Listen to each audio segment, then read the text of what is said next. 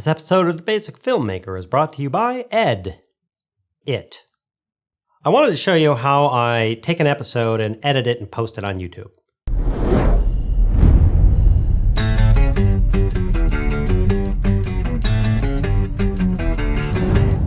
I have had a nautical F-ton of requests, comments. How do you render? How do you do this? How do you do that? How does your footage look so sharp and everything else? So I thought I would tell you. Let's start here. So first of all, if you're going to shoot with your camera on manual and you're going to adjust all these settings, and you're going to do all this stuff, you're intending to go in later and edit and color correct the footage and add sharpening and various things like that, you should have your camera set up a certain way. Here is a 5D Mark III, and here's the crucial points. I go in, I set this setting over to here, I set the next setting over to here, this ends up here, and this ends up here. Now what happens is when I set the camera up for that, I get it's rather flat. In other words, you look at the footage and you go, wow, that looks kind of gray and dull. Well, that's what you want. The settings on this camera are set that way so I get the most data possible. The camera isn't going, hey, I'm gonna add in what I think is great sharpness, and the camera sharpening is kind of crappy, and I'm gonna add in tones, and I'm gonna do all these things for you. I'm shooting saying, no, I'm color correcting, and I'm gonna handle the black and whites and crushing those down. I'm gonna add the sharpness and the things I want. If you set your camera up like this, you don't do any color correction, your footage is gonna, well, it's gonna look like crap. So the first thought is I'm gonna set my camera this way because I'm going to go in and color correct it later, and I'm going to go in and add some sharpening and things like that because I want to control that. I don't want the camera doing it. Just for anybody else who has another camera, here's how you do it on the T3i. It's basically the same thing. You set this over here. You set this next one over here. This one goes here, and that one goes there.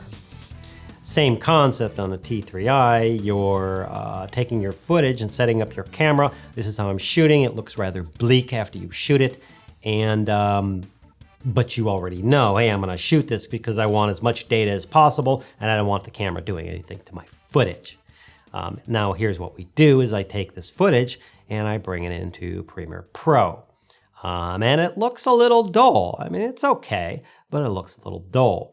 The first thing I do is I go through and I add a fast color correction, and I mess around with it. I take the blacks and I crush them down a bit, and I take the whites and I play with them. I add my saturation back into what I want instead of what the camera tells it. And that's pretty much it for that. The next thing I do is I add a sharpness. I add an unsharp mask. I set it to 120 and I set the radius to 1.2. Why? In this setting, in this room, the way I shot with these lights and the way my camera settings are, it just looks good to me.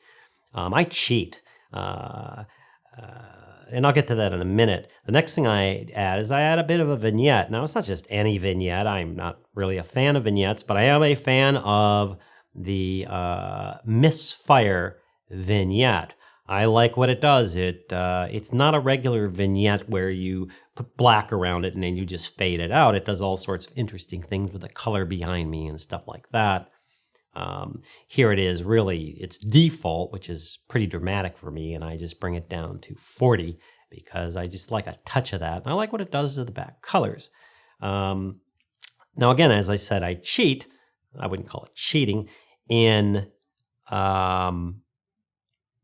I usually shoot in this room, so I always set pretty much the color correction and the sharpening that I use and the vignette I use are sitting in an adjustment layer in Premiere Pro.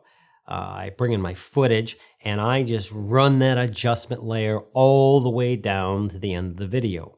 I may be showing graphics, I may be showing a web page, I may be showing some other footage that I shot outside, and I really don't care. It looks good no matter what I seem to do to it, and it's not a big deal for me. If something's really off, I may just cut the adjustment layer, but I just run it all the way down the video over the top of the video and let it roll. next episode is how do I render my stuff out. These two videos go together.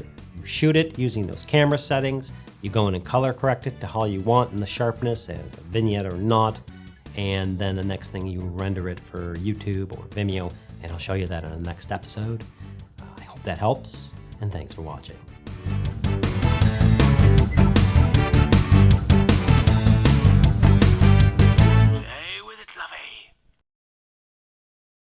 So I kind of cheese on this. I don't cheat on it.